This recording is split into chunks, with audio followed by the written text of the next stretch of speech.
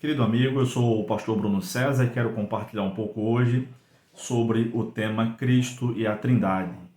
Vamos ver uma passagem bíblica e fazer uma passagem, um passeio panorâmico na Escritura Sagrada sobre esse tema, a relação entre Cristo e a Trindade. A palavra de Deus diz no Evangelho de João, capítulo 20, do verso 26 ao 31, o seguinte. Acompanhe comigo aí na sua Bíblia. 8 dias depois, os discípulos estavam outra vez ali reunidos e Tomé estava entre eles. Estando as portas trancadas, Jesus chegou, colocou-se no meio deles e disse-lhes: Paz seja convosco. Depois disse a Tomé: Coloca aqui o teu dedo e vê as minhas mãos. Estende a tua mão e coloca no meu lado. Não sejas incrédulo, mas crente. Tomé lhe respondeu: Senhor meu e Deus meu. Jesus lhe disse: Porque me viste e creste? Bem-aventurados os que não viram e creram. Jesus, na verdade, realizou na presença de seus discípulos ainda muitos outros sinais que não estão registrados neste livro. Estes, porém, foram registrados para que possais crer que Jesus é o Cristo, o Filho de Deus, e para que, crendo, tenhais vida em seu nome. Então, a resposta do apóstolo Tomé foi de espanto e admiração: Senhor meu e Deus meu. Ele não estava presente 8 dias antes, quando o Senhor Jesus apareceu. Isso pode ser lido e verificado alguns versículos antes, em João capítulo 20 também. E Jesus encontrou os 10 apóstolos reunidos. Judas não estava lá, já tinha se perdido, e Tomé não estava presente. Jesus soprou sobre eles o Espírito Santo, e quando os irmãos, os 10 apóstolos, contaram a Tomé, ele disse que não acreditava se ele não visse o Senhor, não botasse o dedo no buraco da mão, né, que não era na palma da mão, era aqui, tá, no pulso, no punho, mas era porque aqui é que se sustentavam os crucificados, e não na palma da mão, porque aí rasgaria, e os soldados sabiam muito bem disso, tá? E no lado, porque Jesus foi traspassado também com a lança no seu lado e até perfurou o pulmão, enfim, e saiu água e sangue depois. Mas, quando ele viu o Cristo ressurreto, ele se admirou e disse: Senhor meu e Deus meu. Se Cristo não é divino, se ele não é Deus, tal quanto o Pai, tal quanto o Espírito Santo, o apóstolo teria cometido aqui um pecado de idolatria. Mas isso não é verdade. Cristo é divino. Jesus é o Cristo e é Deus ao mesmo tempo. Ele é o prometido e é divino. Então, para a gente começar na relação entre Cristo e a Trindade, é preciso definir a Trindade. Cristo é a mesma palavra, é uma palavra grega que significa prometido, é o equivalente da palavra hebraica Messias, e a Trindade pode ser assim definida nos seguintes termos: Deus existe eternamente como 3 pessoas, Pai, Filho e Espírito Santo. Cada pessoa é plenamente Deus e há um só Deus. Então nós estamos acostumados a chamar o Pai de Deus. Mas Deus, em essência, por assim dizer, são as 3 pessoas. O Pai é Deus, o Filho é Deus também, e o Espírito Santo é Deus também. Então, isso foi ilustrado num documento, na verdade, uma imagem, que pode ser facilmente encontrada na internet pelo título de Escudo da Trindade. Então, eles colocaram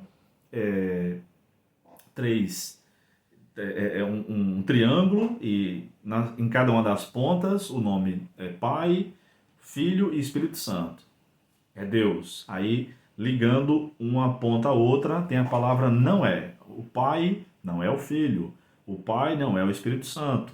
O Filho não é o Pai. O Filho não é o Espírito Santo. O Espírito Santo não é o Pai e o Espírito Santo não é o Filho. Então, as 3 pessoas é Deus. É tão divina quanto a outra, mas um não é o outro, tá? Claro, Jesus não é o Pai e o Espírito Santo não é o Pai. Mas vamos lá. Primeira questão, fundamento trinitário, um só Deus em 3 pessoas, Pai, Filho e Espírito Santo. distintos, mas também co-iguais e co-eternos. A Trindade não é três deuses, não é isso, mas um só Deus em três pessoas. É isso que a Bíblia revela. O Filho é eternamente gerado, mas não é criado. Ele é de Deus, luz da luz, como dizem os credos mais antigos. Então, a doutrina da eterna geração do Filho é apresentada nas Escrituras, no livro de Atos, também na carta aos Hebreus, e tem outra passagem que eu não lembro a referência agora, mas os mais curiosos podem dar uma pausa aí e procurarem, tá? Ou na própria Bíblia vocês vão encontrar nas referências cruzadas. Mas a questão da eterna geração do Filho eu vou tratar nas aulas do curso de especialização em Cristologia Trinitária, tá? Então, anote aí suas dúvidas para fazer essas perguntas nas aulas da especialização. Segundo lugar, o Cristo, o Filho Eterno. Cristo não entrou na Trindade, na encarnação. Ele é eternamente divino como o Pai.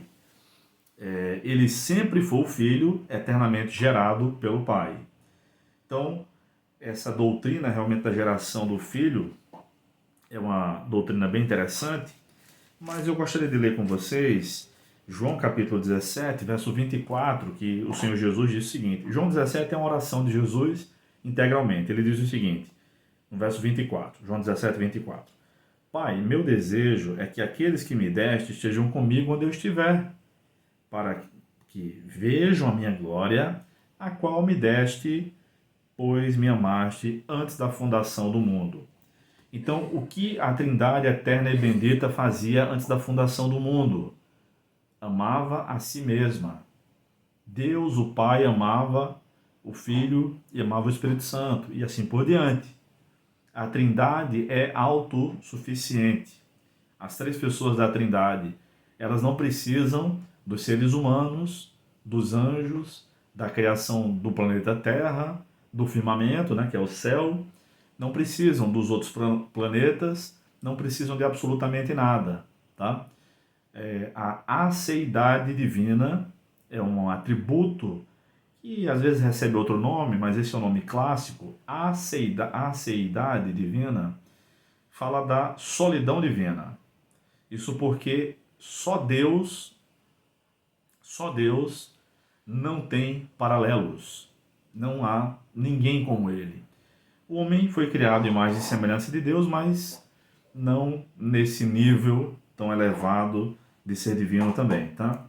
Então, Cristo é verdadeiro Deus, ele possui todos os atributos divinos, Cristo tem todo o poder, ele sabe de todas as coisas, como a gente vê nos evangelhos, por exemplo, né?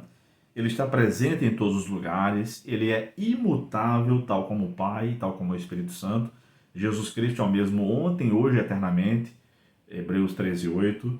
Ele é digno de culto e ele é chamado de Deus. Nessa passagem que eu li com vocês inicialmente, Tomé se admira e diz Senhor meu e Deus meu. Senhor meu e Deus meu. João 20, 28. João 20, 27. Deixa eu conferir aqui. 20 e 28, isso. Então, sobre a onisciência, a onipresença de Cristo, muita gente faz as seguintes perguntas. Cristo sabe quando vai voltar? E como ele, encarnado, poderia ser onipresente?